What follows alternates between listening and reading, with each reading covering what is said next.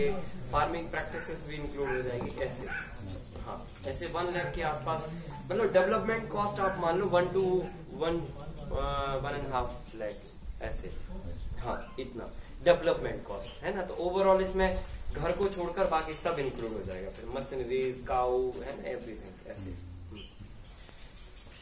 ये सेटअप 1 एकड़ में कर सकते हैं, छोटा भी कर सकते हैं, पर उसमें 3 बॉर्डर्स ना लगा के हम केवल सिंगल बॉर्डर्स लगाएंगे और उसके 2 ब्लॉक बनाएंगे, फिर 4 ब्लॉक नहीं बनाएंगे, ऐसे करेंगे। In this setup, actually, initially, and how we are going to stop this kind of monkeys to come inside? Of course, bamboos पूरा 5 साल के बाद तो फुल कवर करेगा। पहले जो स्टार्टिंग में थोड़ा स्टार्टिंग में करना पड़ेगा, मेहनत करना पड़ेगा, मतलब रोकना पड़ेगा। सो अराउंड आपको मतलब 1-2 लोग रखने पड़ेंगे इसके मेंटेनेंस के लिए ना। Is there any way that without electric fencing it can be done without? हाँ, स्टार्टिंग के लिए कर सकते हैं, फिर 2 साल के बाद आप निकाल दीजिए। 2 ईयर में ही वो हो जाएगा उतना काम आपका, है ना। अगर आपको जरूरत है तो निकाल सकते हैं, अदरवाइज आप लगे रहने दे सकते हैं। Bamboos actually it is spread 4 sides completely. We are giving a 10 feet in between. So the bamboo to cover that 10 feet in between. Anyway, we'll cut other side. And 10 feet to cover it, how much time it will take to come all the way? और 10 feet को तो cover करने में उसको बहुत समय लगेगा, क्योंकि जैसे ही बैम्बू मतलब मल्टीप्लाई होंगे आप उनको निकालते भी जाएंगे, तो क्या है ना, वो जो स्पेस है ना वो दोबारा रिपीट यूज होता जाएगा। सो ऐसा नहीं है कि वो एक्सटेंशन बढ़ता जा रहा, बढ़ते ही जाएगा, ऐसे नहीं होता। आप एक प्लांट्स को 5 फीट के दायरे में ही सारी जिंदगी ले जा सकते हैं, क्योंकि जहाँ पर वो सूट्स निकला आप वहां से प्लग करेंगे, नया जगह खाली हुआ, फिर वहां से ही वापस हम लोग वॉल करने चाहते हैं ना, तो बैम्बो से ये बैम्बो के बीच में 10 फीट छोड़ दिया पहले। हम लोग क्या करेंगे, बीच में थोड़ा, हाँ बीच में कर रहे हैं, बट 2 साल के लिए हाँ, तो वो क्या है ना, जो 2 प्लांटेशन कर रहे हैं ना, वो लगभग अराउंड 3 to 4 ईयर आपको सपोर्ट करेगा। एंड बाद में क्या होगा, ये क्लब हो जाएगा, उसमें क्लब हो जाएगा। तो वो मतलब ये है कि टाइम को थोड़ा कम करने के लिए, बैम्बू को टाइम लगेगा इतना कवर करने में, तो ये दोनों बीच में थोड़ा सपोर्ट कर देंगे, कॉम्पैक्ट हो जाएगा जल्दी। हाँ, वेराइटियाँ बहुत हैं।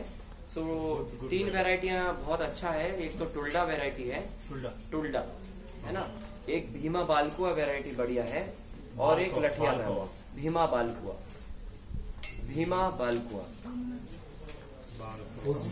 डॉक्यूमेंट में, और टुल्डा बैम्बू, भीमा बालकुआ और लठिया बैम्बू, लठिया। ये लठिया बैम्बू जो है ना फार्मिंग यूज के लिए है, भीमा बालकुआ और टुल्डा वेराइटी जो है ना फर्नीचर इंडस्ट्री के लिए है। तो हम थोड़ा थोड़ा दोनों यूज कर सकते हैं, कुछ हम अपनी फार्मिंग यूज में आने वाले बैम्बू लगा लें, और कुछ जो है ना ऐसे लगा लें कि हम Nowadays people are selling outside, it's very expensive. Bima, Balco, everything they're saying like discussion 25 rupees or 30 rupees. हाँ 30 रुपीज में नहीं मिलेगा बैम्बू। प्लांट्स पूछ रहे हैं ना, प्लांट्स मिल जाएगा आपको 30 रुपीज के अंदर, आराम से मिलेगा। और इसमें आप बैम्बू मिशन का आप सहयोग ले लीजिए। बैम्बू मिशन में गवर्नमेंट रजिस्ट्रेशन करती है आपका खसरा खतौनी लेकर, और 160 रुपीज आपको देती है 3 साल के अंदर एक बैम्बू प्लांटेशन, है ना। तो हर साल वो 60 रुपीज को जैसा है उनका, पहले साल को 70 रुपए देते हैं, फिर कुछ 50 रुपए देते हैं, ऐसा कुछ है। आकाश जी, हाँ, ट्रेंच बना रहे हैं।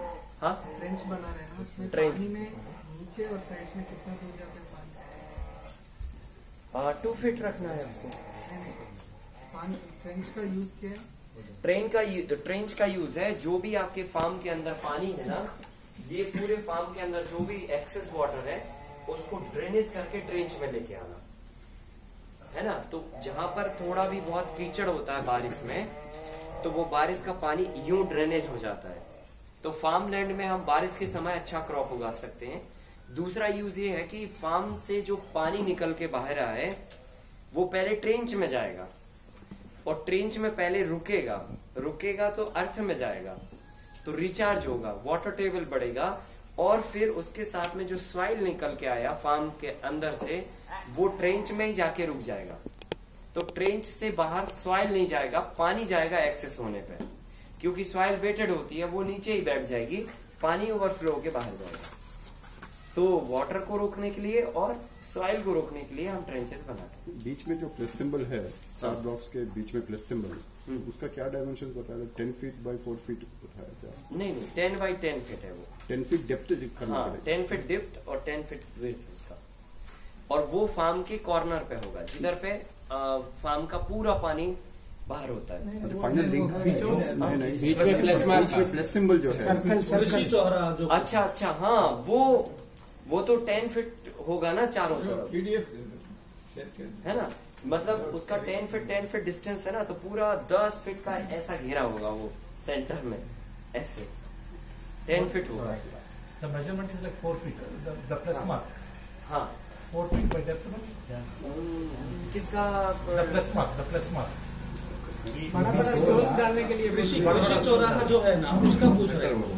पानी ड्रेनेज वो चौरासे में बताया ना प्लस से मारिए अंदर जो पानी वो ड्रेनेज का है, वो ड्रेनेज का सेपरेट है।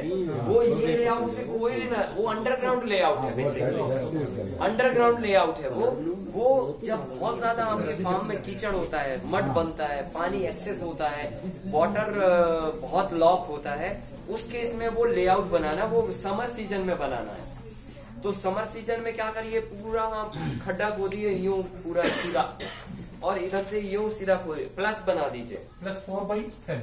हाँ 4 by 10 feet depth, 4 feet width, और फिर उसमें 7 फीट हाइट तक स्टोन भर दीजिए, बड़े बड़े जितना भी आपके फार्म के आसपास या इधर उधर से मिलते हैं वो सारा भर दीजिए, और फिर वापस 3 फीट में मिट्टी को रिफिल कर दीजिए। आपका फार्म पूरा लेवल हो गया। अभी अंडरग्राउंड आपने वो सब सेटअप कर दिया। अब फिर उसके बाद ये लेआउट लगा दीजिए। Wonderful, हाँ, wonderful. वो 1 टाइम ही करना है लाइफ में, एक बार ही। बाकी फिर ये स्ट्रक्चर एक बार ऊपर खड़ा हो गया, हमेशा के लिए पानी का ड्रेनेज आपका होता रहेगा ऐसे।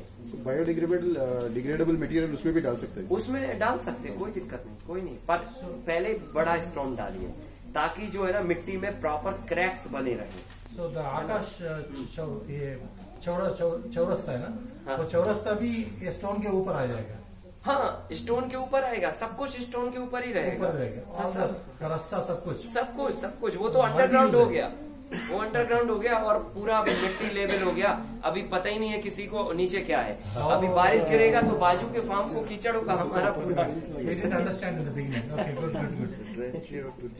हाँ, ये before Summer summer also before layout అంతే ఫస్ట్ థింగ్ అదే ప్లస్ जी, अगर वाटर टेबल बहुत डाउन है ना, तो ये जो ट्रेंच हम बना रहे हैं, ये ट्रेंच से और मतलब अपोजिट साइड का डायरेक्शन जो हम बेड बनाएंगे और जो हम पिट बनाएंगे रिचार्जिंग, ये तीनों चीजें आपके वाटर टेबल को सपोर्ट करेंगी। मतलब वाटर टेबल आपका 2 से 3 साल में इम्प्रूवमेंट हो जाएगा।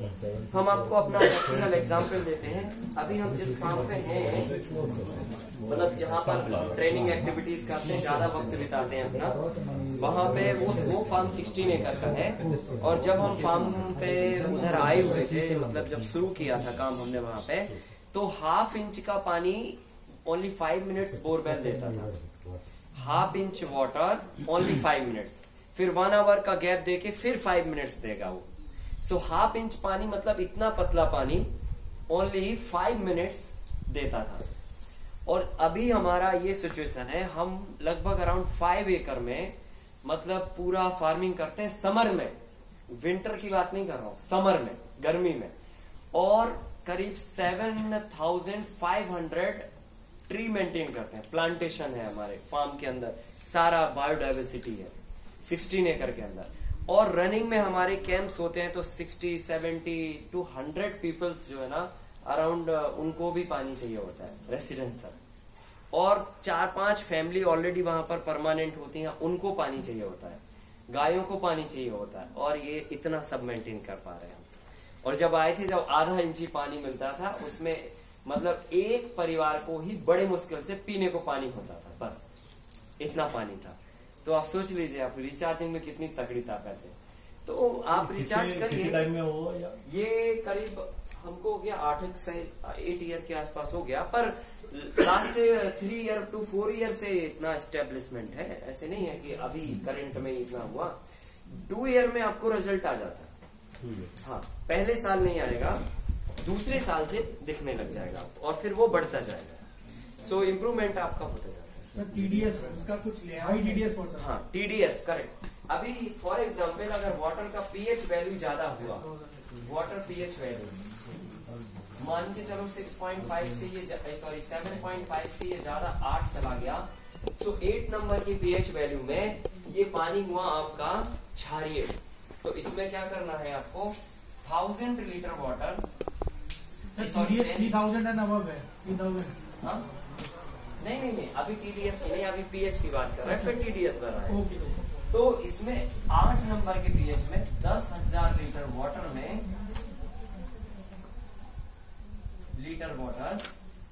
Plus 1 litre cow urine add करनी है। आकाश इंग्लिश में लिखिए ना, इसलिए लोग कंफ्यूज हो रहे हैं। 8 आपने हिंदी में लिखा ना? नहीं इंग्लिश सीखिए। थोड़ा स्पीड में क्या हो रहा है ना, छूट जा रहा है। तो स्पीड के चक्कर में पूरा नहीं ग्राउंड बन पाया। वाटर इज 8 pH है। हाँ, इनकेस अगर वाटर का पीएच 7 जो है 8 है, अगर 7.5 से ज्यादा है, सो 10,000 लीटर वाटर में 1 लीटर काउ यूरिन ऐड करके सप्लाई देनी है आपको। सो क्या करना पड़ेगा, ये वाटर बॉडी में ट्रीटमेंट नहीं होगा, ये आपको इनसाइड आपको कोई एक वाटर टैंक बनाना पड़ेगा परमानेंटली, इनकेस अगर आपके पानी का पीएच गड़बड़ है तो। ठीक है, तो इसका चेक कैसे करेंगे, वो लिटमस पेपर डायरेक्ट पानी में डिप कर दीजिए, खत्म। उसका कोई सैंपल वैसे नहीं करना जैसे सॉइल का किया।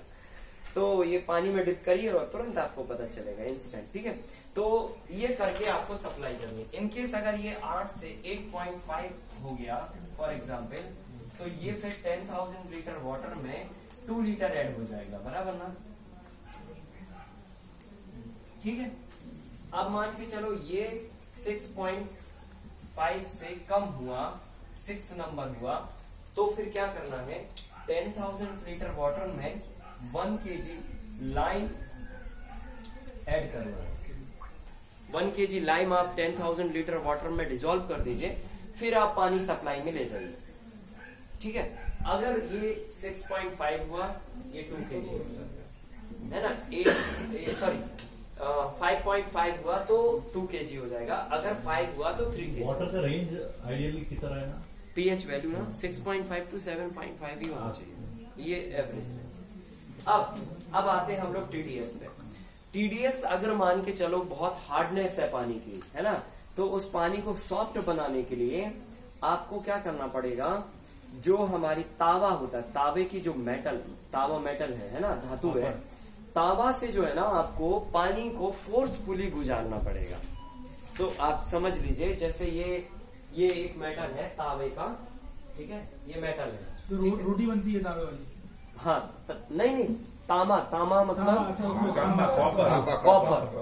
हाँ, ठीक है, कॉपर जो है ना, ये कॉपर मेटल है फॉर एग्जाम्पल।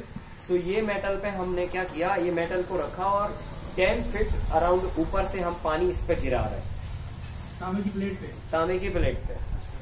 ऐसे आपको करना है। तो पानी ऐसे गिराने से ज्यादा बेटर है कि आप एक राउंड करके एक पाइप, जैसे आपका पाइप 2 इंच है for example, 2 inch water body से आपका पानी मशीन से गिर रहा है, हमने क्या किया, 2 इंच से थोड़ा, मतलब वो 63 mm है, तो हमने 62 mm का एक पाइप बनवाया राउंड, है ना, उसी मेटल का, और वो आपके अंदर पानी पाइप के अंदर इसको फिट कर दिया। अब क्या होगा, जो भी पानी आएगा वो इस पाइप पे से फोर्सफुली गुजर के आएगा। तो तांबे की मेटल पे जितना फोर्सफुली पानी टच होके आगे बढ़ेगा, उतना पानी सॉफ्ट बनता जाएगा, उसकी हार्डनेस कम होती जाएगी। अब ये साइंस क्या है ना, अभी इसमें आप ये कर सकते, जैसे फॉर एग्जाम्पल ये पाइप है, तो हमने क्या किया, ये पाइप में एक क्रॉस बना दिया।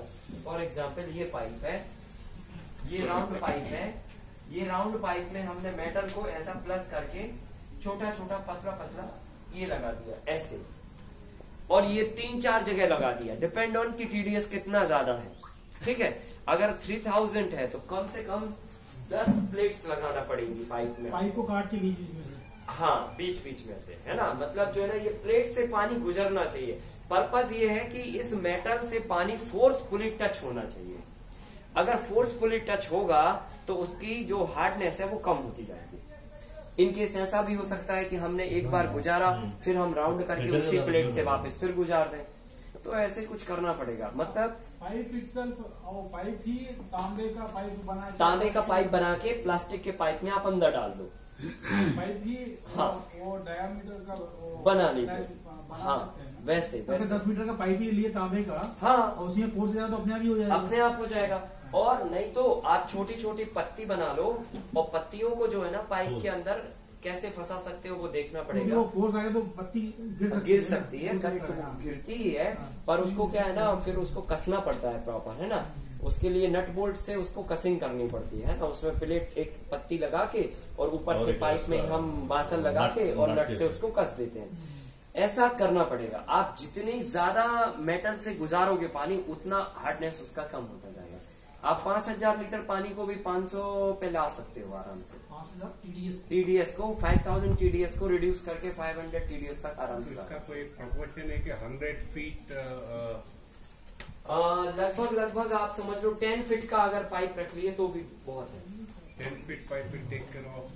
हाँ अभी जो TDS आइडियली TDS की तरह है। आइडियल जो है ना, वैसे तो 300 to 400 इज गुड, बट 700 तक मतलब फार्मिंग बहुत अच्छे से हो जाती है, पर इसके बाद तकलीफें हो जाती है।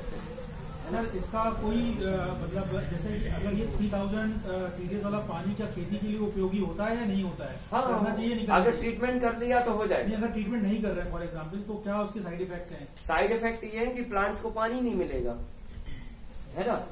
पानी मिलेगा ही नहीं, मतलब वो इतना हार्ड पानी है कि उसके मॉलिक्यूल प्लांट्स ले ही नहीं पाएगा, है ना। अगर वो उग भी गया तो उसमें क्या कोई हानिकारक तत्व आ जाएंगे क्या हमारे लिए? नहीं ऐसा नहीं होता, ऐसा कुछ नहीं है। ऐसा नहीं होता। रेन वाटर में जो प्लेन वाटर होता है, रेन वाटर का TDS अराउंड वही, इसका TDS लगभग 350 के आसपास जाता है, 350 या 400 के आसपास। 350 and 400। हाँ, पीने का जो पानी होता है जो हम अर्थ से लेते हैं, जो सही पानी होता है पीने के लिए, वो 250 TDS का पानी पीना चाहिए आपकी बॉडी के लिए। इतना बहुत अच्छा होता है, बहुत अच्छा। अच्छा सर, एक चीज और है कि जैसे कि सोर्स से सबमर्सिबल से पानी भर रहा है टंकी में, तो वहाँ सोर्स पे भी हमने ये लगा दिया, ये लगा सकते हैं, और आउटपुट में भी लगा दिया, तो दोनों जगह से हो गया प्रोसेस। हो सकता है, आप कर कहीं आपने कर चुके किए बहुत चुके किए। सबसे ज्यादा राजस्थान और पंजाब में, वहीं पानी स्थिति बहुत खराब है, मतलब हर खेत की प्रॉब्लम है। लगा सकते हैं, वो भी लगा सकते हैं, लेकिन जब तक फोर्सफुली नहीं गिरता ना पानी, तब तक उसका कोई फर्क नहीं पड़ता, है ना।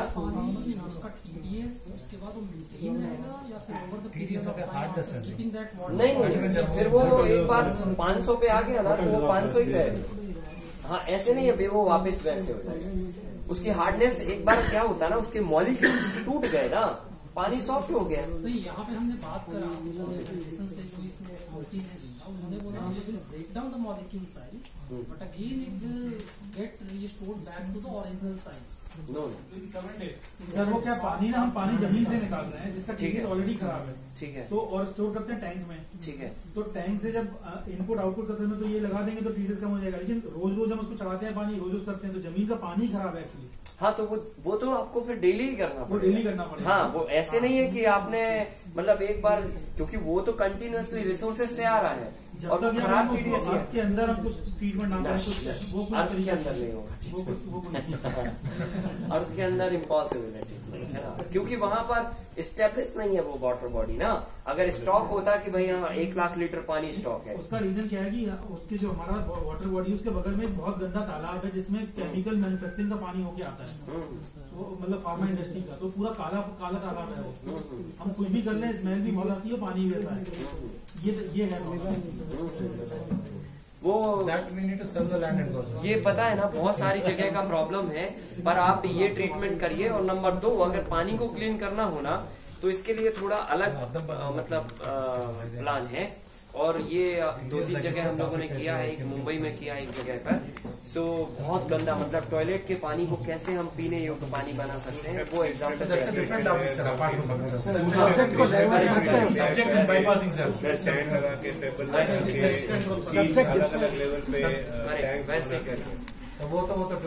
तो वो कर सकते हैं। अगर आपको इस तरह की इंडिविजुअल प्रॉब्लम है तो मुझे आप अलग से बोलिए, हम आपको कनेक्ट कराते हैं, ठीक है ना। रेमेडी सर, तो उससे क्या होगा कि आपको परमानेंट सॉल्यूशन मिलेगा उसका। कर सकते हैं पर थोड़ा प्रयास करना पड़ेगा अपन को, क्योंकि अब और कोई रास्ता नहीं है। पानी तो जो है ना अर्थ का हर जगह खराब होता जा रहा है। सबसे ज्यादा शिकायत पंजाब को है, हरियाणा को है, और उससे लगा राज्य जो राजस्थान है ना उसको है। राजस्थान के तो कई इलाके जो है ना इतने परेशान है कि पानी वहाँ पे टैंकर से ही आता पीने के लिए।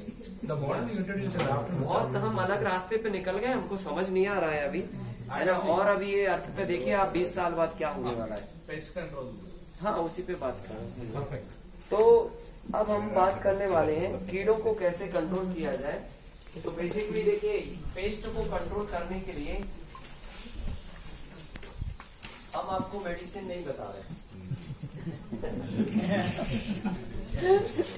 क्योंकि मेडिसिन जो है ना ऐसे होगी कि आपको लगेगा यार हाँ अब ठीक है। तो मेडिसिन नहीं, आप मैनेजमेंट करो, ठीक है। मैनेजमेंट करोगे तो मेडिसिन की रत्ती भर भी जरूरत नहीं पड़ेगी आपको, ठीक है। तो सबसे पहले नंबर कुछ पॉइंट्स हैं जिन पर हम ऑलरेडी वर्कआउट कर लिए हैं, लेकिन यहाँ शॉर्ट लिस्ट कर देते हैं कि पेस्ट कंट्रोल करने के लिए हमें इन मुद्दों पर काम करना पड़ेगा। सो पहला पॉइंट है कि हम जो है ना सॉइल को हेल्दी बनाएं, ठीक है ना। दूसरा, सॉइल को कंप्लीट न्यूट्रिशन दें। तीसरा, इंडिजीनियस सीड्स का प्रयोग करें। चौथा, सीड्स को ट्रीटमेंट करके करें।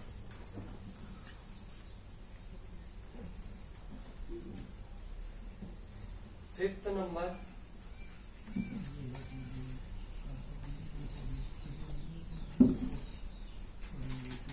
प्री प्रिकॉशन लें।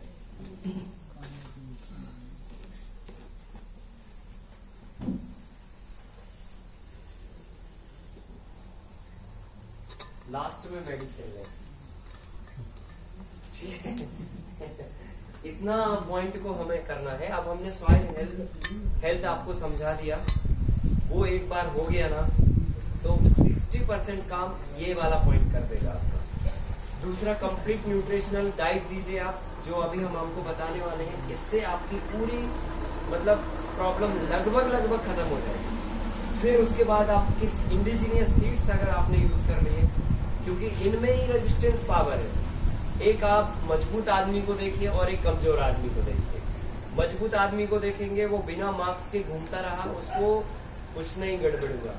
और कमजोर आदमी को देखिए, घर की 4 दीवारों के अंदर मास्क लगा के भी बैठा रहा तो भी ऊपर चला गया। करेक्ट ना। ये हाल है इंडिजीनियस सीड्स और हाइब्रिड का, ठीक है। फिर उसके बाद इसको ट्रीटमेंट दीजिए सीड्स को, बिना ट्रीटमेंट के अर्थ में मत डालिए। फिर प्री प्रिकॉशन फॉलो अप लीजिए, और फिर लास्ट में जरूरत पड़े तो मेडिसिन लीजिए। यहाँ तक आपको आना ही नहीं पड़ेगा। प्री प्रिकॉशन फॉलो लाइक, हाँ अभी मैं बता रहा हूँ। सो ये देखिए, ये चारों पॉइंट मैं आपको बोल चुका हूँ, ठीक है। हेल्थ भी बता चुका हूँ, ये अभी हम आपको बताने वाले हैं। सीड्स बता चुके हैं, ट्रीटमेंट भी बता चुके हैं। अब आते हैं हम प्री प्रिकॉशन फॉलो। ये क्या है? तो बेसिकली क्या करना है आपको, सबसे पहला स्प्रे होगा क्रॉप कल्टीवेशन के 15 डेज बाद।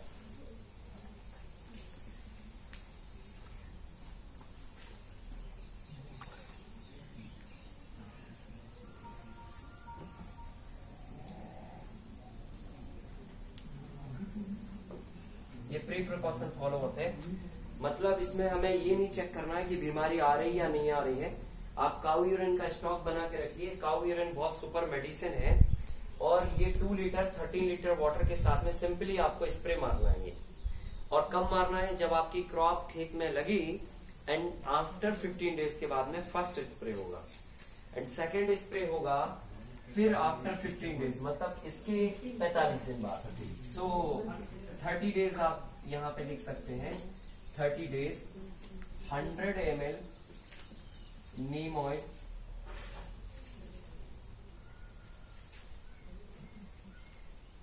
प्लस 2 स्पून बेकिंग सोडा और 15 litre water. 2 spoon baking soda, हाँ 100 ml neem oil for 1000 ppm। 2 spoon जो है ना हमको लेना है बेकिंग सोडा और 15 लीटर लेनी है हमको वाटर। ये सब टेबल स्पून है। 2 स्पून मीन्स जिससे अभी हम लोग ये सब गैलेक्स वगैरह खा रहे हैं वही 2 चम्मच लेना है, ठीक है। और वाटर 15 लीटर। ये सब मिक्स करके आपको सेकंड स्प्रे करना है क्रॉप लगाने के 30 डेज बाद। ये प्रोपोर्शन पूरे 1 एकड़ के हैं? नहीं, ये 15 लीटर का डोज है। अभी ये डोज स्प्रे करते करते कितने एरिया को होता है उतने एरिया के लिए है। फिर जब हमारा फार्म बचा है और हमारा दवाई खत्म हो गया, हम रिपीट बना लेंगे ये कॉम्बिनेशन और फिर कंटिन्यू करेंगे। सो डिपेंड, ये कभी कांस्टेंट नहीं रहेगा कि कितना लीटर पानी लगेगा पूरे एक एकड़। Approximately this is 2 liters cow urine and 30 liters water is 1 acre volume is 15, that is more or less 1 pump.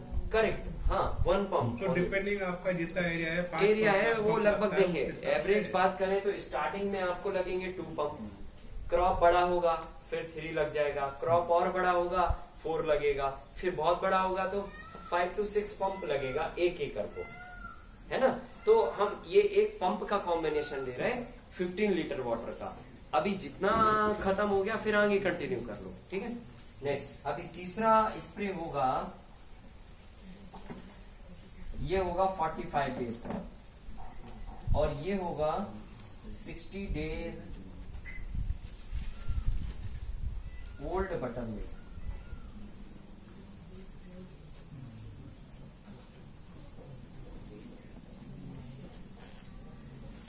कितना litre? 2 litre plus 13 litre water.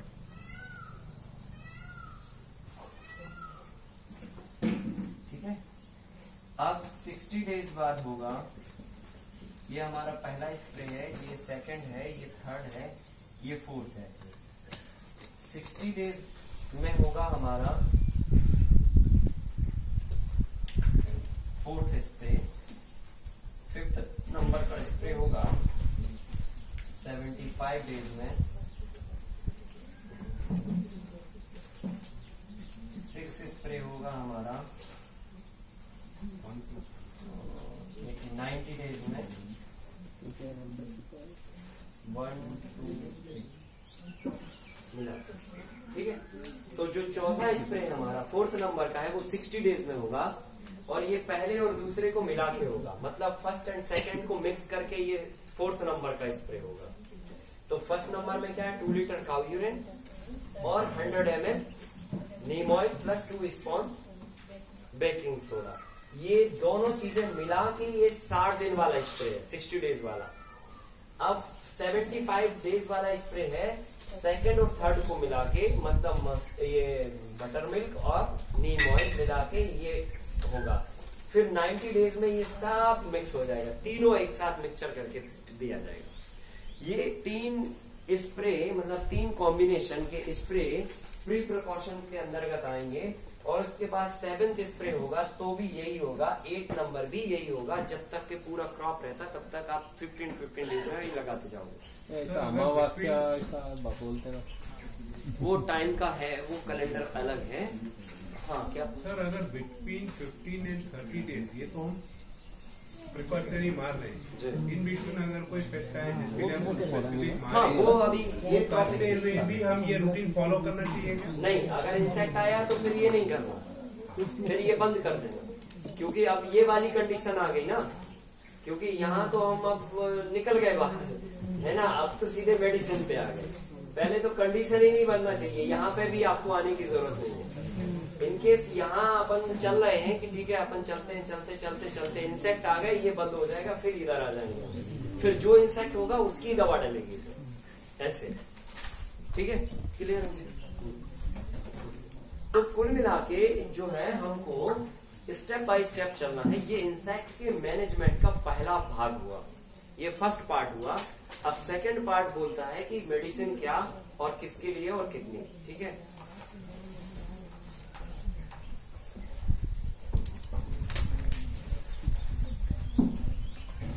ये मिटा रहे हैं ना, साफ कर रहे हैं इसको।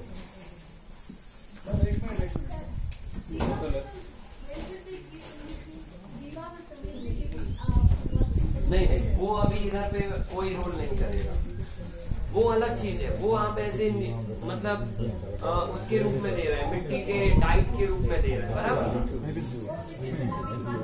वो डाइट है, ये मेडिसिन है। डाइट एंड मेडिसिन अलग अलग है, बराबर ना। ये प्रोटोकॉल अलग है।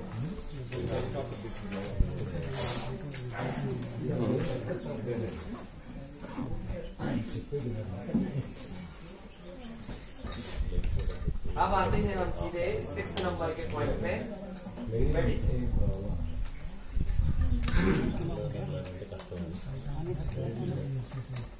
अब जब हम मेडिसिन पे आएंगे तो हमको ये समझने की जरूरत है कि पहले आइडेंटिफिकेशन हम करें कि तकलीफ क्या है ना। अभी तो हमें यही पता नहीं चलता है कि इसमें प्रॉब्लम क्या है। पत्ती मुड़ी तो हम केवल इतना बोल पाते हैं कि पत्ती मुड़ रही है, ये नहीं हम समझ पाते किसने मोड़ी, ठीक है, क्लियर ना। एंड पत्ती पीली पड़ रही तो हम ये बोलते हैं पत्ती पीली पड़ रही है, क्यों पड़ रही है, क्या है, वजह क्या है, ये नहीं हम समझ पाते। तो पहले आइडेंटिफिकेशन हमें करना पड़ेगा। तो मेडिसिन पे जाने से पहले आपको आइडेंटिफाई करना पड़ेगा कि प्रॉब्लम क्या है, फिर उसके हम सॉल्यूशन पे जाएंगे। तो देखिए अभी इसके बारे में आप बात करेंगे ना, तो सबसे पहले नंबर इंसेक्ट के प्रकार या डिसीज कितना लगता है वो लिखते हैं सबसे पहले, ठीक है। तो पहला होता है सकिंग पेस्ट।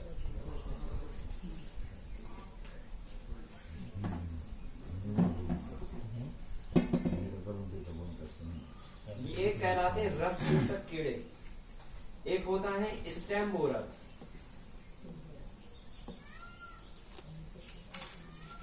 एक होते हैं बीटल,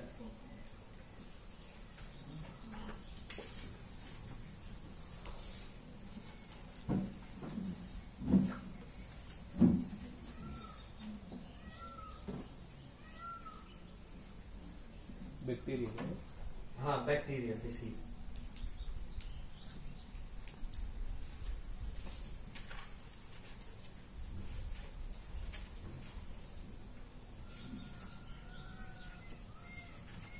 ये बीमारियां हैं, ये इतनी कैटेगरी की बीमारियां हैं और इनमें ही सारे इंसेक्ट आते हैं, सारे कीड़े आते हैं, सब पूरा आ जाता है, ठीक है। तो पहला होता है सकिंग पेस्ट। इनको बोलते हैं रस चूसक कीड़े। ये हमेशा लीफ के नीचे रहते हैं और पत्ती के रस को सिक करते हैं, इसलिए इनको सकिंग पेस्ट बोला जाता है। और इसमें बहुत सारे फ्लाई वाले कीड़े भी हैं। अगर हम नाम लें तो जैसे थ्रिप्स है, माइट है, मकड़ी है, हरा मच्छर है ना, सफेद मक्खी है, ये सारे सकिंग पेस्ट कहलाते हैं। माहू है, ये सब जो है ना पत्ती के नीचे बैठते हैं चुपके से। इनका कलर भी हरा होता है पत्ती के जैसा, और धीरे से चूसते रहते हैं रस को, है ना, सिक करते रहते हैं। और पत्ती को कई बार पीला कर देते हैं, मोड़ देते हैं, पूरा फोल्ड कर देते हैं। ये सारे कीड़े आते हैं सकिंग पेस्ट में, ठीक है। इनके लिए मेडिसिन अलग है। ये है स्टेम बोरर। ये केवल क्या काम करते हैं, ये केवल तने को छेद मारते हैं। जैसे ब्रिंजल में तने के अंदर छेद मार के कीड़ा अंदर जाएगा, फिर टमाटर के अंदर छेद मार के कीड़ा अंदर जाएगा, बराबर ना। फिर आपका सोयाबीन में है, कॉटन में है, चिली में है, स्टेम के अंदर ही छेद करके चले जाती है, बाहर से दिखेंगे नहीं आपको। और क्या होगा, पूरा स्टेम लीव्स ऐसे लटक जाएगा। आपको लगेगा यार ये वाली ब्रांच सही है, ये पता नहीं इधर बीच में कुछ दिख नहीं रहा। आप उसको तोड़ोगे, अंदर फाड़ोगे तो उसमें कीड़े बैठे रहते हैं, वो पूरा उसका अंदर का गूदा खोखला कर देते हैं, वो ऐसे लटक जाता है। बाहर से सब कुछ सही रहेगा, अंदर से उसको पूरा खा जाते हैं। तो ये कहलाते हैं स्टेम बोरर, मतलब तने में छेद करने वाले कीड़े। और ये कहलाते हैं बीटर, ये हमेशा पत्तियां खाते हैं, ये तना नहीं खाएंगे, ये हमेशा पत्ती खाएंगे और रस भी नहीं चूसते, ये पूरा जो भी है वो सब खा जाते हैं। ठीक है, तो ये हमेशा रैंक के चलते हैं, ऐसे ऐसे ऐसे ऐसे ऐसे ऐसे ऐसे रैंक के चलते हैं। ये कॉटन में भी होते हैं, है ना, हर क्रॉप में, मोस्टली हर क्रॉप में लगते हैं। उसके बाद होते हैं बैक्टीरिया, ये दिखते नहीं है हमें, पर ये आइडेंटिफाई कैसे कर सकते हैं? कोई भी लीव्स अगर ब्लैक स्पॉट आता है उसमें और फिर वो ब्लैक स्पॉट बढ़ने लग जाता है, समझ लो बैक्टीरियल डिसीज है। ठीक है, और ये अक्सर रेनी पीरियड में ही आती है। आपने देखा होगा, हम टमाटर लगाते हैं, बहुत सारी क्रॉप्स लगाते हैं, उनके पत्ते जो है ना बारिश गिरने के कारण ब्लैक ब्लैक स्पॉट आने लग जाते हैं और फिर वो ब्लैक स्पॉट इंस्टेंट मतलब फैलने लग जाता है और पूरी पत्ती गल जाती है। फिर वो तने में भी पहुंच जाता है ब्लैक स्पॉट, फिर तना भी गलने लग जाता है और फिर पत्ती पूरा खत्म हो जाता है। ये डिसीज कहलाती है बैक्टीरियल डिसीज।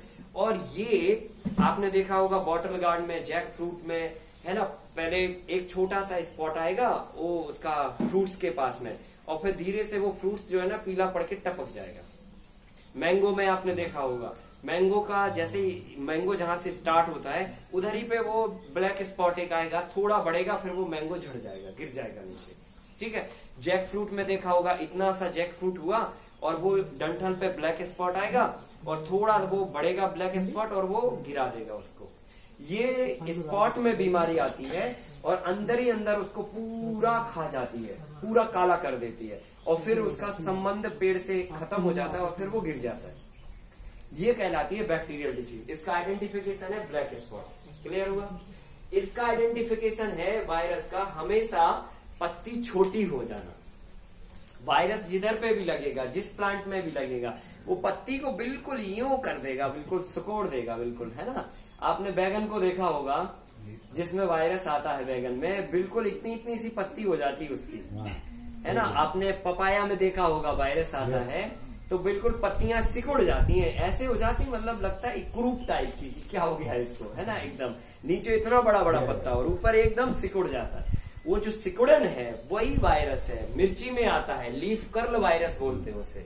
लीफ कर्ल मतलब लीफ को पूरा फोल्ड करना। ये सब वायरस है, जो भी जिसने भी पत्ती को सिंक्रोनाइज किया वो वायरस है, समझ लो, है ना। अब वायरस में बहुत सारे अलग अलग वायरस हो सकते हैं, नाम अलग अलग हो सकते हैं, पर है वो वायरल डिसीज। ठीक है, अब फंगल डिसीज होती है व्हाइट स्पॉट के रूप में, है ना। जैसे ये ब्लैक स्पॉट के रूप में आती है, ये व्हाइट स्पॉट के रूप में आती है, पत्ती में, फल में, जिधर पे भी आपको फ्लावर्स में व्हाइट स्पॉट दिखे छोटा सा भी, और फिर वो धीरे धीरे व्हाइट स्पॉट बढ़ेगा, फ्रूट ड्रॉप हो जाएगा। तो ये फंगल डिसीज है। ये आइडेंटिफिकेशन के तरीके हैं। अब हम बात करते हैं सकिंग पेस्ट के लिए ट्रीटमेंट। ये आपको लिटरेचर में मिलेगा, ये राइटिंग में है, ये भी लिटरेचर में मिल जाएगा, ये भी राइटिंग में है, ये भी लिटरेचर में मिलेगा, ये भी राइटिंग में। ये राइटिंग में नहीं है, इस पे हम लोग बात कर लेते हैं। ठीक है, अब बैक्टीरियल डिसीज के लिए क्या करना, अगर प्लांट्स की स्टेज छोटी है, मतलब 2 मंथ से छोटा है प्लांट, तो क्या करिए आप यहाँ पे 100 ग्राम लाइम प्लस 15 लीटर वाटर, दोनों को मिक्स करके स्प्रे करना है। सिंपल दवा है बिल्कुल। चूना को पानी में घोल के स्प्रे मार दीजिए, पर लाइम स्टोन ही होना चाहिए। जब वो स्टोन पानी में डिसॉल्व होगा और वो वार्म पानी होगा, वो स्प्रे करेंगे, तुरंत बैक्टीरियल डिसीज खत्म होती है। आप जैक फ्रूट के अंदर करो, लौकी के अंदर करो, जिधर पे भी आपको ब्लैक स्पॉट देखते हैं, तुरंत करिए, तुरंत फायदा मिलेगा आपको। 15 लीटर वार्म वाटर, हाँ 15 litre water and 100 gram lime stone. ठीक है, become warm, okay. in case crop ज्यादा बड़ी है, फॉर एग्जाम्पल मतलब 2 मंथ से बड़ी है, 3 मंथ, 4 मंथ, 5 मंथ, इस तरह का उसका एज है, तो यही क्वांटिटी जस्ट डबल कर सकते हैं। और बड़े अगर फ्रूट प्लांट है, बड़े बड़ा जैसे मैंगो है फॉर एग्जाम्पल, अगर उसमें स्प्रे करना तो 300 ग्राम तक मैक्सिमम ले सकते हैं पर 15 लीटर वाटर। क्लियर हुआ? ठीक है, 300 ग्राम तक पर 15 लीटर वाटर। अगर प्लांट्स का एज बड़ा है तो, अगर एज छोटा है तो 100 ग्राम से शुरू करना है आपको, ठीक है ना। अब आते हैं हम वायरल डिसीज पे। इसका क्या ट्रीटमेंट है? वायरल डिसीज के लिए सिंपल, आपको 60 दिन पुरानी देसी गाय की छाछ चाहिए, ठीक है। 60 डेज ओल्ड बटर मिल्क,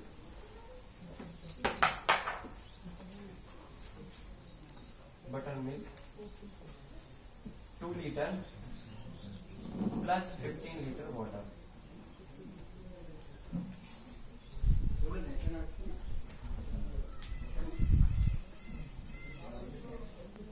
ये बटर मिल्क का क्वांटिटी कितना होगा?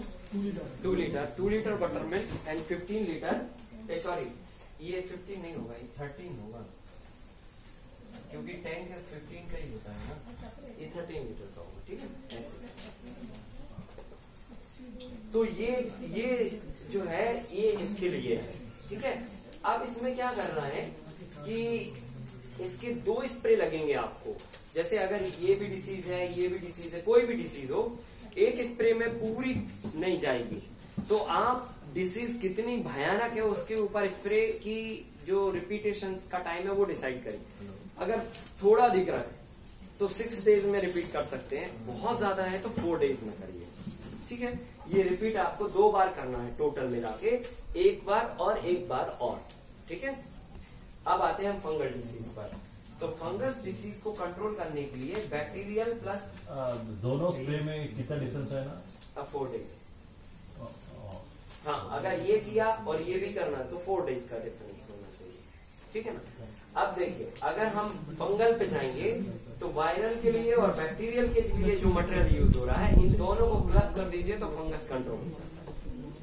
बहुत सिंपल है ये। लाइन बटर मिल्क में दोनों को मिला दीजिए। कैसे अगर वायरल में लिंक होता है ना, बटर मिल्क लीफ को कट कर दिया तो लीफ को कट करके भी कर देंगे तो भी वायरस तो रहेंगे, पर लीफ को कट करके आप फील्ड में जमीन के अंदर गड़ा दीजिए, मिट्टी डाल दीजिए उसके ऊपर, तो वो फिर फैलेगा नहीं, है ना। और फिर आप स्प्रे करेंगे तो फायदा और अच्छा मिलेगा, वो बेटर होगा, ऐसा करना। फंगल का क्या 100 ग्राम लाइम और 60 litre 60 days old butter milk 2 litre, ये दोनों को मिला के स्प्रे ये वाला और 13 लीटर पानी और 13 लीटर पानी। 60 डेज से ज्यादा होगा तो हाँ, कितना भी दिन पुराना हो चलेगा। सर जब हम फंगल में जब लेते हैं, वायरल में हम ले रहे हैं 2 litre butter milk plus 13 litre water, and इसके साथ में आपने बताया कि बैक्टीरियल में 100 ग्राम लाइमस्टोन 13 लीटर वाटर, तो ये टोटल क्वांटिटी वाटर कितनी हमें? नहीं, वाटर की 13 लीटर ही होगी, पर ये मेडिसिन बस ऐड हो जाएगी, सिर्फ वाटर वही क्वांटिटी रहेगी। हाँ, वाटर मल्टीप्लाई नहीं होगा, ये ध्यान रखना, वाटर 15 लीटर ही होगा। हाँ, है ना। हाँ, पत्ते के ऊपर ऐसा सांप जैसा क्रिएचर आता है ना, उसका वो सकिंग पेस्ट में ही आएगा, वो इसमें ही आएगा, वो लीफ माइनर कहलाता है। पत्ते के अंदर ऐसा हाँ हाँ, वो रस को ही तो चूसता है अंदर घुस के, मतलब अंदर जाके चूसता है, कोई बाहर बैठ के करता है, वो सब ऐसे सबका अलग अलग हैबिट है ना। तो जो है वो सकिंग पेस्ट में आता है, उसको बोलते हैं लीफ माइनर, है ना, कीड़े का नाम है लीफ माइनर, है ना। ड्रिप पाइप से नहीं दे सकते? नहीं, ये ड्रिप से नहीं, ये स्प्रे पत्ते पे जाएगा, ये सब पत्ते पर इफेक्ट है ना, तो पत्ते पे ही जाएगा ये। अब सुनिए, ये भी 2 बार स्प्रे करना पड़ेगा? है? ये भी 2 बार स्प्रे करना पड़ेगा? हाँ, रिपीट 2 बार 4 डेज। अब सुनिए, यहाँ पे अभी हमने ये तो आपको बता दिया सारा, ठीक है। ये एक कॉमन चीज हो गया जो हम स्टेप बाय स्टेप्स जो है ना हमने किया। अब हम एक फॉर्मूला आपको लिखा रहे हैं जो बहुत ही क्रिटिकल केस में आप यूज कर सकते हैं, और वो हर तरह की क्रॉप्स के लिए लागू होगा, चाहे फ्रूट्स हो, वेजिटेबल हो, ग्रेन्स हो, पल्सेस हो, एवरीबडी, मतलब कोई भी क्रॉप्स हो, और कंडीशन क्रिटिकल हो, मतलब आपका सारा फार्मूला फेल हो गया हो, कुछ भी काम नहीं किया, जो भी है ना। हाँ, तो बस लास्ट ऑप्शन है उसके लिए ये रामबाण औषधि है, और ये छोड़ेंगे तभी जब सिचुएशन बहुत खराब हो, है ना। इसमें आपको 2 लीटर चाहिए बटर मिल्क, एक कॉम्बिनेशन लिखिए इसका, butter milk 60 days old.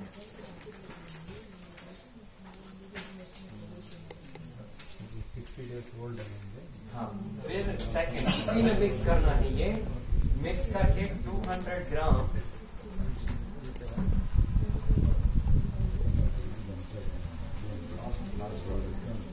Red chilli powder,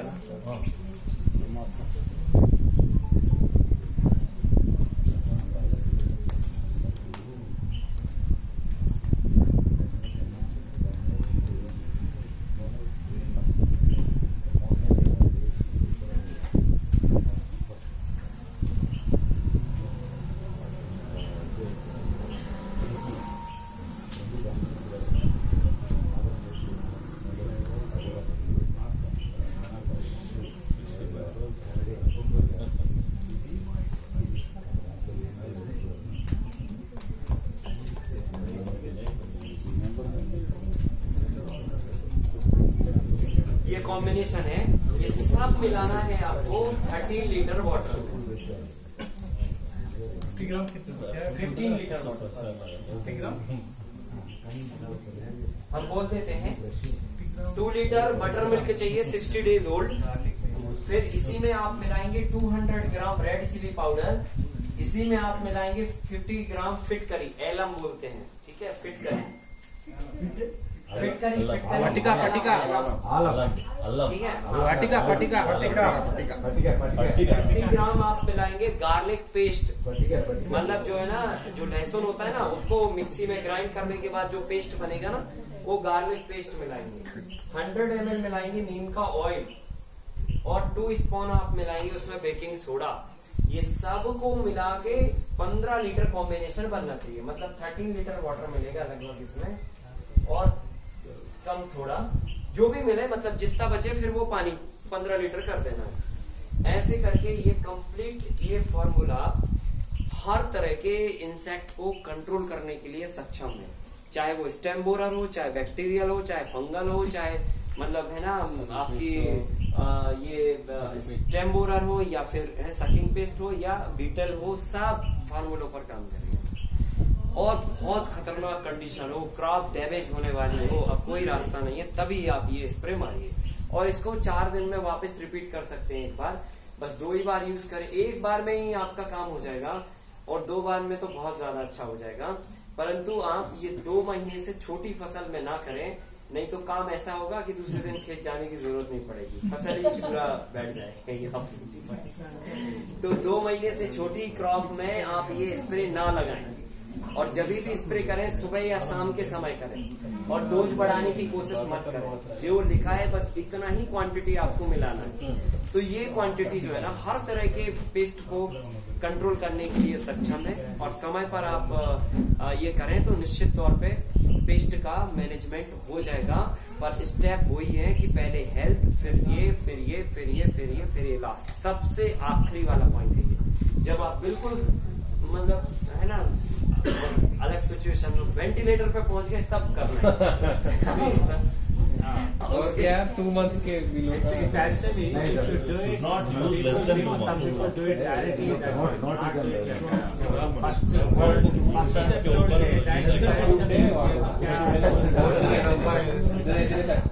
अगर कंडीशन खराब है तो हम छोड़ सकते हैं, फिर आखिरी में आ जाए, ऐसा नहीं है। क्या बोला, अगर स्टार्टिंग के वो 4 स्टेप फॉलो करते हो तो आपके ये 2 स्टेप पे आने की आपको जरूरत नहीं है, समझिए बात। अगर ऊपर के 4 स्टेप फॉलो हो गए तो लास्ट के 2 स्टेप की जरूरत ही नहीं है आपको। लेकिन अगर अब हम अभी स्टार्ट कर रहे हैं फार्मिंग, वो सारे स्टेप नहीं हो पाए तो अगर इनकेस हमारे वो 4 स्टेप स्किप हो गए, या हमारा सॉइल का हेल्थ नहीं हुआ अच्छा, या ये अच्छा नहीं हो पाया, प्रॉपर टाइम पे ये नहीं हो पाया, डाइटिंग पूरी नहीं मिल पाया, सेटअप नहीं हो पाया, कीड़े लगे हैं, तो आप सीधे इधर आ जाओ। हाँ 1000 ठीक है, क्लियर हुआ ना? क्लियर। तो मैंने तो एक हाफ पॉइंट क्वेश्चन बोल रहे क्वेश्चन पूछना मुझे पूछने से कुछ मतलब ఏమి ఊరికే అడగాలి కొట్టడం ఉంటుంది అన్ని కలిపి వేస్తే ఏం క్వశ్చన్ అది देखो టాపిక్ చేంజ్ అవుతాయి ఇంకా एक्चुअली देखिए सुनिए సారా క్వశ్चन सुनो అసలు ముందు ఐదు స్టెప్ చేస్తా दोनों जरूरी है एक्चुअली। देखो जल्दी जल्दी भागना भी जरूरी है, पर ऐसे भी ना भागें कि हम जो है ना कुछ पकड़ ही ना पाए, वो भी जरूरी है। तो अब ठीक है, थोड़ा एडजस्ट करिए। इससे पौध को नुकसान होगा, पौध को नुकसान होगा इससे। अब पौध में तो टच भी नहीं करना है, मतलब पौध के पास में भी नहीं बनाना है ये सॉल्यूशन। ठीक है, ये सॉल्यूशन 2 महीने की बाद वाली फसल में ही यूज होगा, और वो भी बहुत खराब कंडीशन में होगा जब क्रॉप में कोई भी मेडिसिन काम न करे। मैंने देखा अभी जो कोराजेन स्प्रे करते हैं ना केमिकली, बहुत हैवी केमिकल है कोराजेन, मतलब वो तने के अंदर जो कीड़ा घुस जाता है ना, बिल्कुल जो निकलने का नाम नहीं लेता, वो उस पे काम करती है, पर वो भी नहीं मरता उससे। अभी कीड़े को पकड़ के भी उसके कोराजेन कोई नहीं पॉइजन के अंदर आप डिप्टी यो तैरता रहता है उसमें, उसको कोई फर्क नहीं पड़ता। तो क्या करना, वो जगह पे भी ये फंसा दो, सुनो ये फंसा दो, तो वो जगह पे भी ये काम कर रहा है, मतलब जिधर कोराजिन काम नहीं कर रही है उधर ये काम कर रहा है। तो ये कॉम्बिनेशन जो है ना, ये एकदम पावरफुल किलर बना देता है उसको। तो ये आप स्प्रे कीजिए, ये बहुत सॉलिड और एकदम परफेक्ट फार्मूला है, और बहुत आपको तकलीफ नहीं होगी। हाँ करेक्ट, जिधर है उधर ही पूरा प्लांट को मारना है। हाँ पूरा प्लांट को मारिए आप, तो पूरा प्रोटेक्शन चाहिए हमको, है ना? प्लांट में नुकसान तो नहीं होगा? 2 months का ऊपर प्लांट नहीं, जो वो है जो एग्जिस्टिंग प्लांट है उसको कुछ डैमेज भी जाएगा, नहीं जाएगा? Ventilator leave the crop and get out. Ventilator for example mango का वो है, you can not leave a mango tree. Mango tree का नहीं है ये 2 months प्लांट्स का। तो सर अगर मैंगो का प्लांटेशन में भी बोले ना, तो पेड़ पे कोई इम्पैक्ट आएगा क्या? नहीं, पेड़ को कोई इम्पैक्ट नहीं। क्रॉप पे के लिए सर प्लांट 2 months प्लांट्स जो छोटा एज का क्रॉप होगा ना, इसलिए मैंने कहा 2 महीने से छोटी क्रॉप में नहीं करना, और जरूरत भी नहीं पड़ेगी आपको। ऐसा नहीं है कि आपको तुरंत यही जरूरत पड़ जाए, ऐसा नहीं है। आप तो वो प्रोटोकॉल इसको तो भूल ही जाओ, आप अपना वो प्रोटोकॉल ध्यान रखो, ये बस आप 2 लाइन में रखो, कभी इमरजेंसी जरूरत पड़ जाए तो पन्ने पलटना। ICU दृष्टिలో పెట్టుకో, అది లాస్ట్। हाँ बटर मिल्क का कॉन्सेंट्रेशन कितना होना चाहिए? थोड़ा ज्यादा कम हो गया तो नहीं अच्छा, कंसंट्रेशन ना, एक जो केजी कर्ड होता है ना, वो 10 लीटर बटर मिल्क बनाता है, ये एक्यूरेसी है। अगर वो कम वाटर मिलाया तो वो बटर मिल्क कंसंट्रेट हुआ, ज्यादा पानी मिला दिया तो ज्यादा लिक्विडिटी होगी, वो ऐसे होगा। 1 केजी कर्ड को 10 लीटर बटर मिल्क बनना चाहिए। हम 60 डेज का कर्ड लगाना है कि बटर मिल्क? नहीं, बटर मिल्क 60 डेज का होना चाहिए। तो कर्ड बनाना है तो सेकेंड डे कर्ड? हाँ, कर्ड से आप पहले उसका मक्खन निकालिए, फिर जो लास्ट बचता है वो बटर मिल्क है, और फिर उसको स्टॉक रखिए, टैंक में भर के रख लीजिए, वो सुपर मेडिसिन है आपकी। वो एक टैंक में कर नहीं, आप कपड़े से मुंह बांध के रखिए। हाँ, स्मेल आता तो एक मतलब वो कर दो, अच्छा कस दो ढक्कन, और फिर सुई जैसा सुराख कर दो, गैस ना बन पाए ऐसा बस करना, नहीं तो गैस बनेगी ड्रम फट जाएगा। और कई बार गलती ये होती है, अभी गैस बन गई है उसमें ड्रम फूल गया, अब हम ढक्कन लगे खोलने के लिए, अब मुंह भी उधर ही उड़ा के रखा और ढक्कन खोला और भड़ाक से जो है ना बहुत मतलब खतरनाक होता है ये, है ना? इसमें धोखा हो जाता है, इसलिए सुई के बराबर सुराख करके रखिए, बिल्कुल माइनर, ताकि गैस जो है ना जो उसकी हो वो निकलती जाए, स्मेल नहीं आएगी। चलिए नेक्स्ट, अब जो है ना हम बात करते हैं कंप्लीट एंड बैलेंस डाइट के बारे में। कंप्लीट एंड बैलेंस डाइट, ये कंप्लीट और बैलेंस डाइट कितना जरूरी है,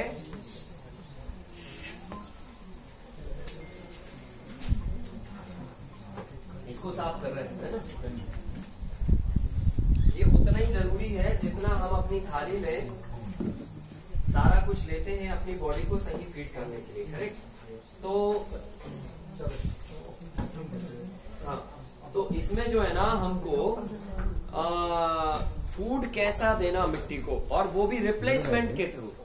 ऐसे नहीं है कि हमने बस फूड देना है जी, हमें सारा केमिकल फर्टिलाइजर का रिप्लेसमेंट करना है। तो सारा केमिकल फर्टिलाइजर क्या क्या है, अभी हम बहुत सारे केमिकल फर्टिलाइजर मिट्टी को देते हैं अलग अलग रूप में। कोई हम सॉलिड फॉर्म में देते हैं, कोई लिक्विड फॉर्म में देते हैं, कोई फोलियर स्प्रे देते हैं, कोई वाटर सॉल्युबल फर्टिलाइजर के रूप में देते हैं। सो केमिकल में बहुत रिसर्च हो गई, अब नैनो फर्टिलाइजर आ गए, ठीक है, नैनो यूरिया आ गया, नैनो डीएपी आ गया, नैनो हो रहा है अभी, ठीक है। सो बस ये है कि हम लोग केमिकल ना छोड़े। हाँ खैर ठीक है। सो कुल मिला के अब नैनो टेक्नोलॉजी पे आ गए। पहले हम बोरा भर भर के डाल रहे थे, अब लोग बोल रहे हैं अब एक काम करो, बोरा हटाओ, अभी ये केमिकल छोड़ दो, ये बॉटल पकड़िए। पर वो भी है केमिकल, वो नैनो रूप में काम करेगा, वो इससे भी ज्यादा खतरनाक है, क्योंकि ये तो आपका ऊपर काम किया, और नैनो मतलब जो है ना अंदर जाके काम करेगा। ये अभी ये अंदर सिस्टम में जाएगा, फिर देखना इसके भयंकर परिणाम होंगे, भयंकर। मतलब ये मैं कोई प्रमाणिक बात नहीं कह रहा हूँ, पर ये अपने अनुभव के आधार पे कह रहा हूँ, ठीक है। क्योंकि नैनो जो चीज है वो सिस्टम में जाके काम करती है, करेक्ट। अब लीफ पे आप स्प्रे करोगे, लीफ की सिस्टम में जाएगी, वो फ्लावर के सिस्टम पे आएगी। इवन आप वहां पर प्लांट्स में फ्लावर्स लगे हैं, फ्रूट्स भी लगे हैं, हम स्प्रे मार रहे हैं, वो नैनो रूप में आपकी बॉडी पे जानी है और वो किल करेगी, वो बहुत खतरनाक है। करेक्ट। तो वो देखिए हर टेक्नोलॉजी को मतलब जो है ना, ठीक है, तैयार होती है, उसके हमें फायदे दिखते हैं, पर उसके दुर्गामी दुष्परिणाम क्या है ना, वो कम से कम हम कॉमन सेंस तो लगाए हुए, क्योंकि रिसर्च तो अभी होगी नहीं। जब नुकसान होगा तब रिसर्च होगी, तब तक निपट गए होंगे बहुत सारे लोग, तो बेचारे उनका क्या बेचारे वो ट्रायल के लिए चले गए, प्रॉब्लम सॉल्व हो गए उनके। तो कॉमन सेंस से काम करें हम ये नहीं कह रहे हैं कि कोई भी टेक्नोलॉजी खराब है, पर उसके दुर्गामी दुष्परिणाम क्या है उस पर आप थोड़ा सोचिए, जरा कॉमन सेंस लगाइए, दिमाग लगाइए, क्या ये हो सकता है। नहीं हो सकता है तो खूब करो, किसने मना किया, पर हो सकता है तो बिल्कुल मत करो, है कि नहीं है, सिंपल। चलिए अब हम लोग करते हैं बात पेपर से पूछना है। तो कंप्लीट एंड बैलेंस डाइट पर हम लोग आज बात करने वाले हैं अभी, और इसमें हम जो है ना all replacement of chemical fertiliser बनाएंगे, और ये बहुत सिंपल फार्मूले हैं, आपके लोकली रिसोर्सेज से आपको मिल जाएंगे। कुछ एक या दो तरह की चीजें ही ऐसी हैं जो आपको बाहर से कैरी करना पड़ेगी। तो जो बाहर से कैरी करनी है वो भी मिनरल्स हैं, मतलब जो है ना ये कोई केमिकल नहीं, ये मिनरल्स हैं। तो मिनरल्स जो है ना लिए जा सकते हैं, जैसे मान के चलो फास्फोरस है, तो फास्फोरस बेसिकली आप समझ लो डीएपी के रूप में हम अभी यूज करते हैं, और डीएपी का जो रॉ मटेरियल है वो रॉक फास्फेट पाउडर है। एंड रॉक फास्फेट पाउडर की इंडिया में 3 खदानें हैं। हमारे लिए रॉक फास्फेट की रिक्वायरमेंट है 36 लाख मेट्रिक टन, और हमारे देश में पैदा हो रहा 14 lakh metric ton, 14 lakh metric ton. Requirement is 36 lakh metric ton. अब बाहर से जो इम्पोर्ट होके आ रहा है, जॉर्डन और इजिप्ट से रॉक फास्फेट आता है हमारी कंट्री में, और वो सारा रॉक फास्फेट आके और डीएपी प्लांट में चला जाता है, एसएसपी प्लांट में चला जाता है, डायरेक्ट हमको नहीं मिलता। और ना ही कोई ये इन्फॉर्मेशन देता है कि रॉक फास्फेट से ही डीएपी बनता है जी, तो रॉक फास्फेट को यूज करो, डीएपी को यूज मत करो, ठीक है। खैर ये अलग बात है, पर हम लोग बात करते हैं। सो एक एक फार्मूले पर डिस्कस कर लेते हैं।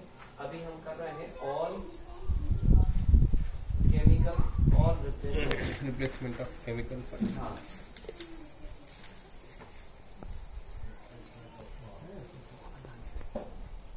ठीक है, आप अंग्रेजी सुधार लेना यार।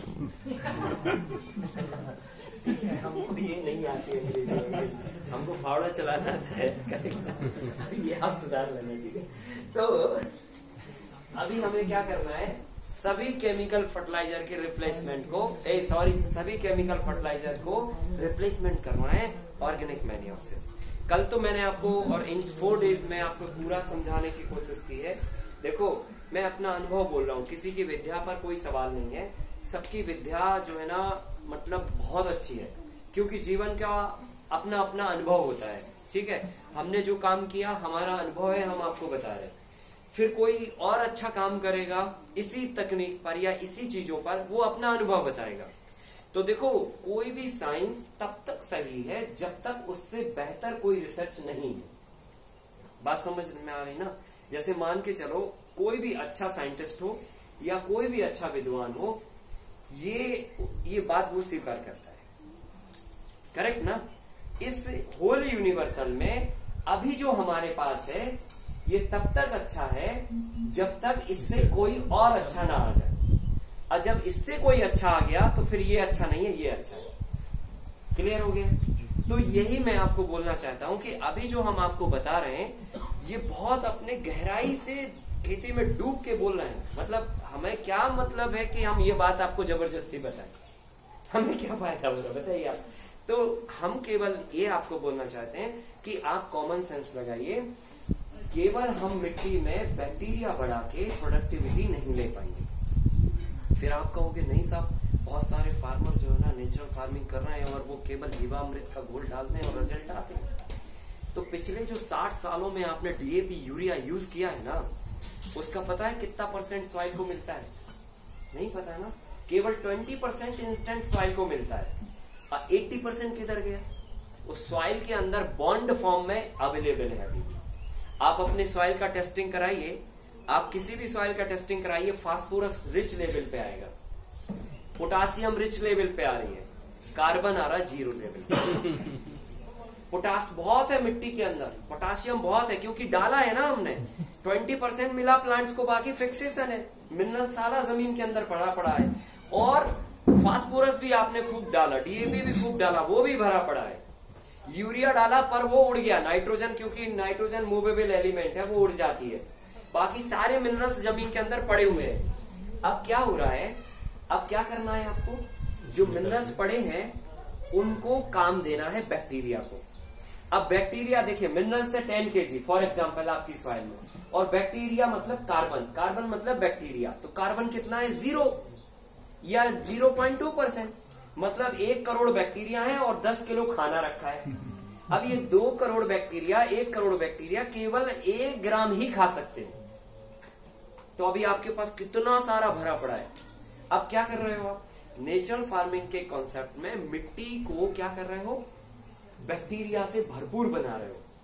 तो बैक्टीरिया जब 2 करोड़ से 2000 करोड़ हो जाएंगे तो क्या होगा? ये जो 10 किलो पहले का भरा पड़ा है ये खा के प्लांट्स को देंगे, करेक्ट ना? अभी ये 10,000 करोड़ बैक्टीरिया हो गए, अब इन्होंने खा के दे दिया। कितने सालों में? 10 ईयर में फॉर एग्जाम्पल, क्योंकि ये 60 सालों का स्टॉक है।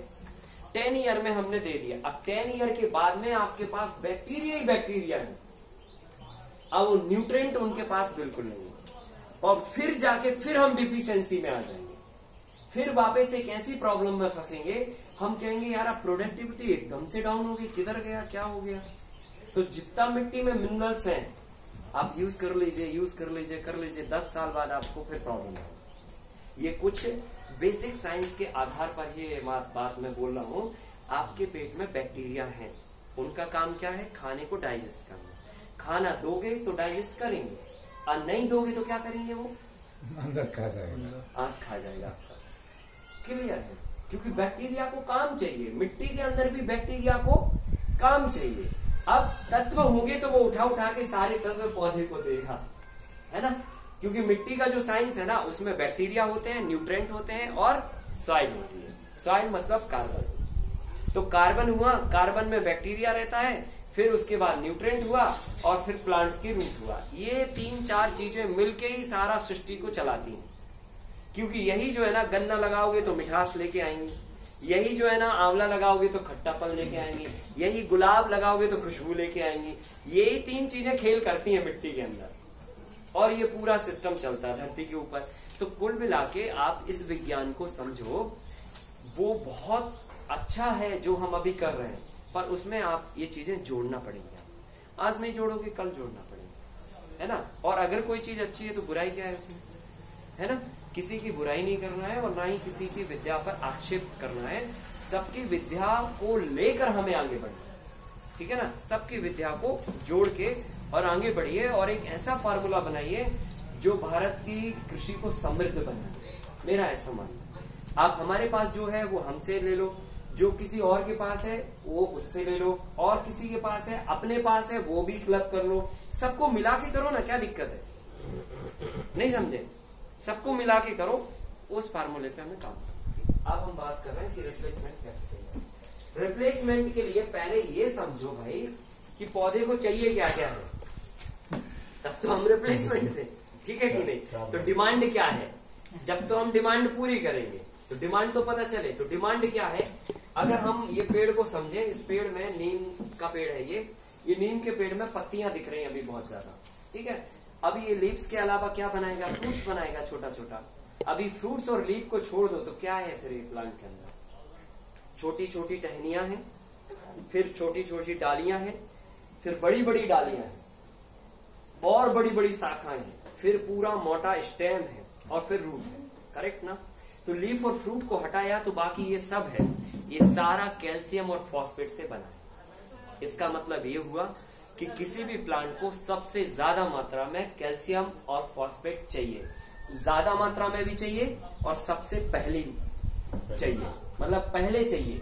पहले मतलब क्योंकि जब जड़ बनेगी तभी तो वो तना बनेगा, और जब तना बनेगा तभी डालियां बनेगी, डालियां बनेगी तब पत्तियां बनेगी, पत्तियां बनेंगी तब फूल आएंगे, फूल आएंगे तब फल आएंगे। ये तो सब आखिरी का बात मामला है ना।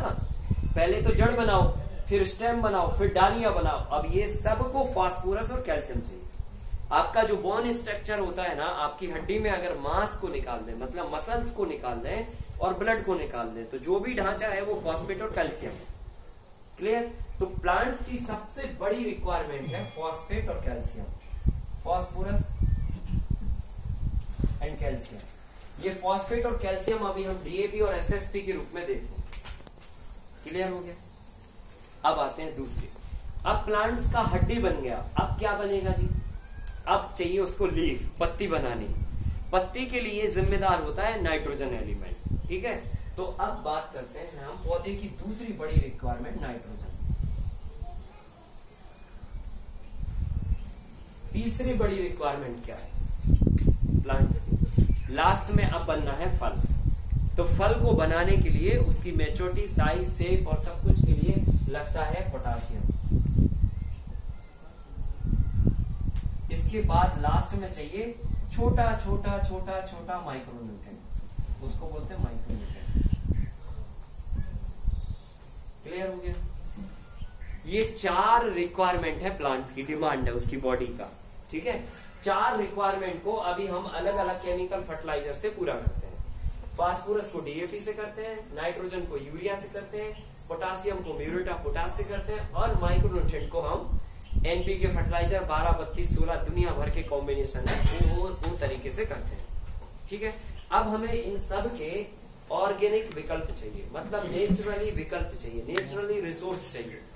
तो हम इनको बनाएंगे कंपोस्ट के माध्यम से, क्योंकि कोई भी मैटर का जो बेस्ड होगा, बेस मतलब ऑर्गेनिक मैटर होगा, मतलब कंपोस्ट होगा। मतलब आप चाहे फास्फोरस को बोलोगे तो फास्फेट को फास्फोट नहीं बोलोगे, आप उसको कंपोस्ट बोलोगे।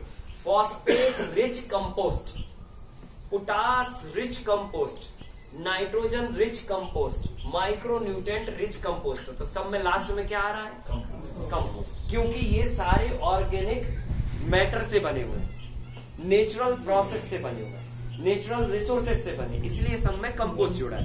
अब कंपोस्ट जुड़ा है तो फिर समझ लो कि पहले नंबर हम कंपोस्ट की डेफिनेशन पे चले जाते हैं। सही है कि नहीं है, कि कंपोस्ट का डेफिनेशन क्या है, किससे बोलेंगे कंपोस्ट, फिर उसमें अपन जोड़ देंगे फास्फोरस, नाइट्रोजन सब जोड़ देंगे।